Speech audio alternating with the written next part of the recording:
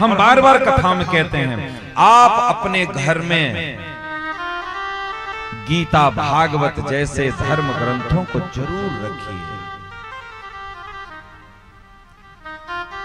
देखने के लिए ये सही, दर्शन करने के लिए ही सही, लेकिन रखिए जरूर। एक बात मैं बताऊं आपको, एक महात्मा के मुख से हमने एक कथा सुनी थी, मैं आज आप मेरे दिमाग में आगे मैं आपको बताऊं। एक बार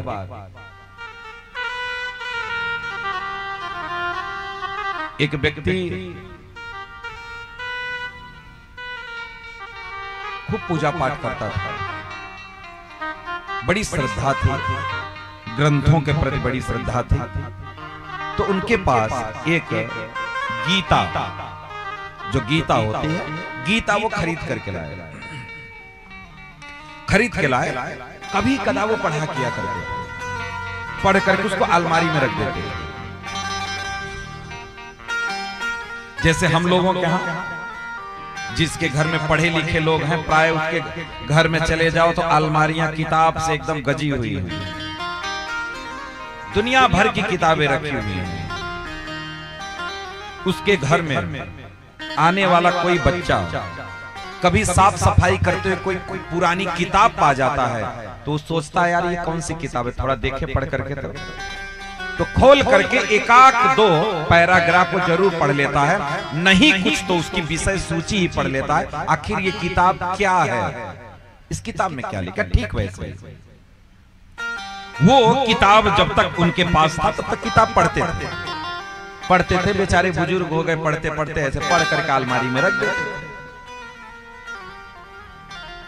जब वो एक्सपायर हो गए, एक्सपायर होने के 6-7 महीने के बाद उनका बेटा नहीं, उनका नाती एक दिन ऐसे, बच्चे का स्वभाव, एक दिन उसको अलमारी थोड़ा गंदी लगी तो एक दिन अलमारी साफ करने गया तो वो सब निकाल करके बाहर किया, जितनी उसमें किताबें थी सब निकाल करके बाहर किया और पहले अलमारी को अच्छे से झाड़ पोंछ दिया। झाड़ पोंछ करके और जब किताब निकाल करके रखने लगा तो सोचा कि जो काम का है वो रख देते हैं, जो बेकाम का उसको फेंक देते हैं। हम लोग भी तो ऐसे कहते हैं, जैसे दीपावली में घर का सामान सब निकाल करके कूड़ा बाहर फेंक देते हैं, घर झाड़ करके जब रखने जाते हैं तो छटाई करते हैं कि जो रखने वाला है, रखने का है, उसको रख देते हैं, जो नहीं रखने वाला उसको फेंक देते हैं। वही काम किया उसने, पहले पूरा सामान निकाल कर बाहर कर दिया, अलमारी को साफ कर लिया। जब किताबों को रखने लगा, एक एक किताब पलट पलट करके देख करके कौन सी किताब है वो ऐसे रखते रखते उसी क्रम में उसको उसके दादा वाली किताब मिल गई, गीता उसके हाथ लगी। उसने पलट करके देखा तो उसमें श्लोक लिखा था कुछ, उसमें वो उसका अर्थ वगैरह सब लिखा था। तो उसको समझ में, उसके विषय सूची में उसने देखा, विषय सूची पढ़ा।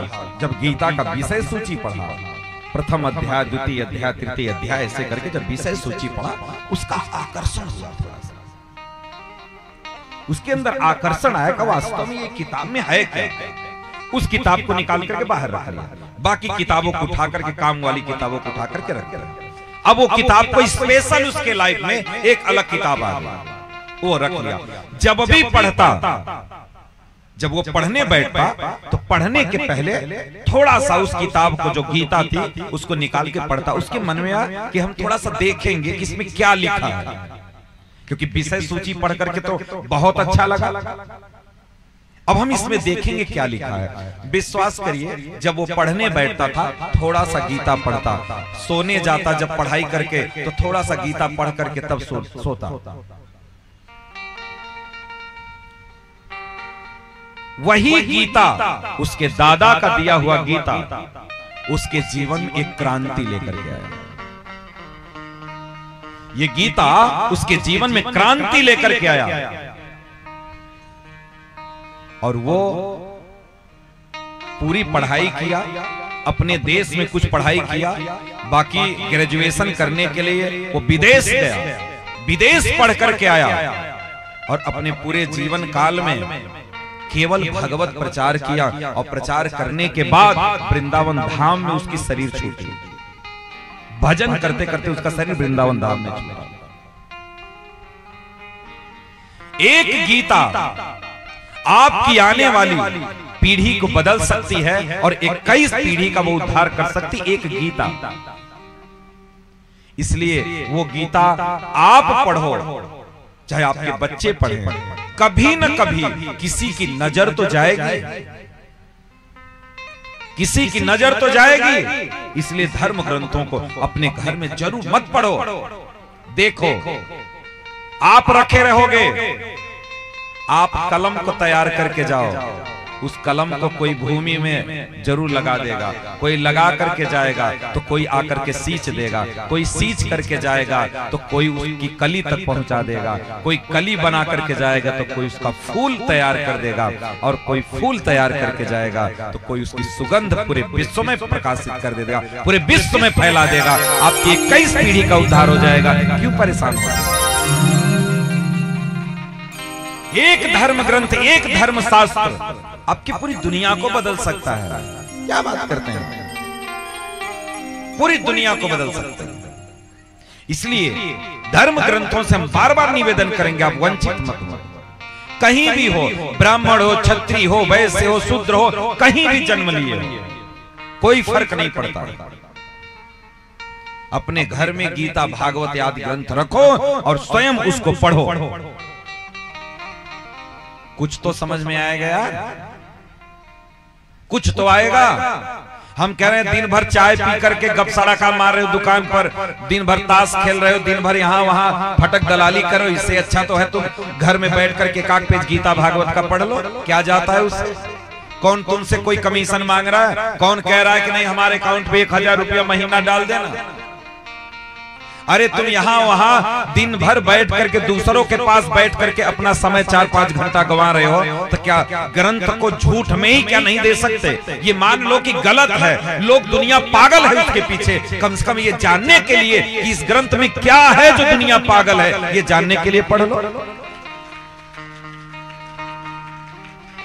हम कहते हैं, अगर कहती है दुनिया कि दुनिया पागल है, ये पागल लोग हैं, ये क्यों गीता भागवत आदि पढ़ रहे हैं, ये क्यों कथा हो रही, क्यों पूजा पाठ हो रहा है? हम कह रहे जो दूसरों के पास तुम बैठ रहे हो, जो 4 घंटा व्यतीत कर रहे हो फालतू नाटकबाजी में, उसी समय में से 1 घंटा निकाल करके धर्म ग्रंथों को एक बार पढ़ लो। और मैं विश्वास से कहता हूं, इस व्यासपीठ से कहता हूं, जितना मैंने आज तक जाना है, उतना जितना गुरु कृपा हुई है उसके बल से मैं बोल रहा हूं, जिस दिन आप धर्म ग्रंथों को वास्तव में स्वाध्याय कर लोगे, उस दिन जो आज बोल रहे हो वो कल नहीं बोलोगे, निश्चित, ये मेरा विश्वास है। कभी बोल ही नहीं पाओगे, कभी नहीं बोल पाओगे। जब तक नहीं पढ़े हो, जब तक नहीं जानते हो, तभी तक बोल सकते हो। जिस दिन जान जाओगे उस दिन मुख पर ताला लग जाएगा, उस दिन बोल नहीं पाओगे, बोल नहीं पाओगे।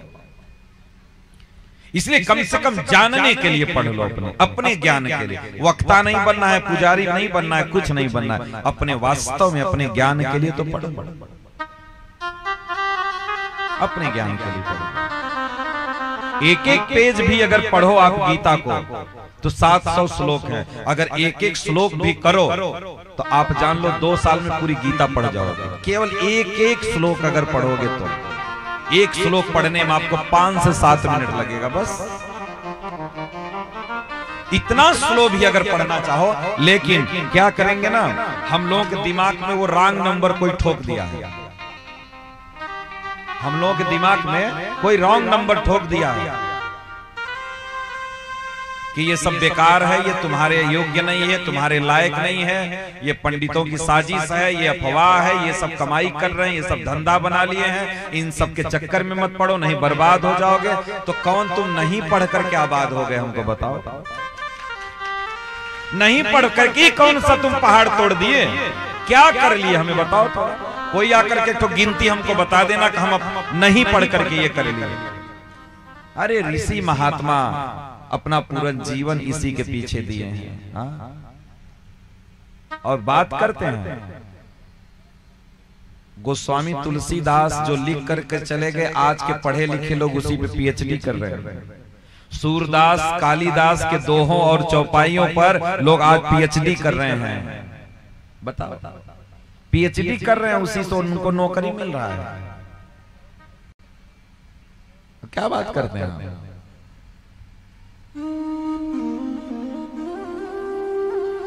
कितना ब्रिलियंट रहे होंगे वो लोग। आंख बंद करके लिख देते थे, जो दिमाग में आता था उसको लिपिबद्ध कर देते थे, और उसी पे आज के बच्चे पीएचडी कर रहे हैं। और आज वाले कह रहे हैं पागल थे। कितनी बड़ी बात है। कहने के लिए तो वो भी कहते हैं कि भाई जिसने पैदा किया, आजकल के बच्चे जो मॉडर्न बच्चे अपने माँ बाप को पागल बोलते रहे, ये पुराने हैं ना, इनका दिमाग काम नहीं करता। आप चुप रहिए, हम देख लेंगे। वो तो तुमको भी पागल तुम्हारे बच्चे कह रहे हैं, तो इसमें कौन सी बड़ी बात? कोई बड़ी बात नहीं। इसलिए जरूर धर्म ग्रंथों से वंचित मत।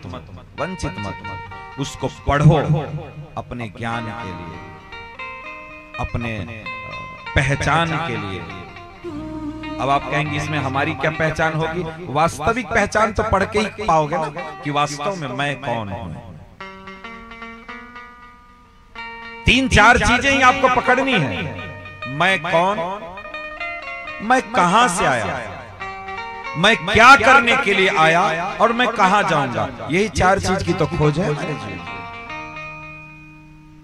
और क्या करना है? और कुछ भी नहीं, कुछ भी नहीं। और काश अगर इसको पढ़ लो, अगर अपने जीवन में इसको उतार लो, तो आज जो भाई भाई से इतना द्वेष कर रहा है, भाई भाई से इतना नफरत कर रहा है, जो प्रत्येक परिवार में एक कलह मचा हुआ है, भाई भाई में, देवरानी जेठानी में, सास ससुर, सास पतों में जो इतना कलह घर में मचा हुआ ना, ये कलह धीरे धीरे समाप्त हो जाएगा। जान तो लो, पाप करने से डरोगे आप, जानना ही नहीं चाहते ना, जानना नहीं चाहते। शंकर जी के गले में सांप है, गणेश जी का सवारी चूहा सांप एक जगह नहीं रह सकता। शंकर जी की सवारी बैल, पार्वती की सवारी शेर, दोनों एक जगह नहीं रह सकते। सांप शंकर जी के गले में, उनका बेटवा का कार्तिकेय का सवारी जो है वो मोर और सांप एक जगह नहीं रह सकते। लेकिन ये पांचों एक ही जगह पर खड़े हैं, लेकिन एक दूसरे के प्रति कोई विरोधाभास नहीं है। इसका प्रमाण यह है कि शंकर पार्वती भजन करते हैं। शंकर पार्वती भजन करते हैं, उसका प्रमाण यह है कि उनके अंदर से सारा द्वेष समाप्त हो गया। कोई विरोध नहीं एक दूसरे के प्रति, कोई विरोध नहीं। और आपके अंदर भाई का ही पैर खींचने पे पड़े हैं, दूसरे का खींच नहीं पा रहे हैं, भाई का ही। हमारा भाई ही क्यों बढ़ा जा रहा है? अपने भाई का ही। और आप कहते हो हम बहुत अच्छे हैं। अच्छे हैं आप? कभी सोते समय सोचना, इसीलिए बोले ना, मैं, मेरी पत्नी, मेरा बेटा, बस इतना ही मैं हूं। मेरा परिवार केवल इतना ही है।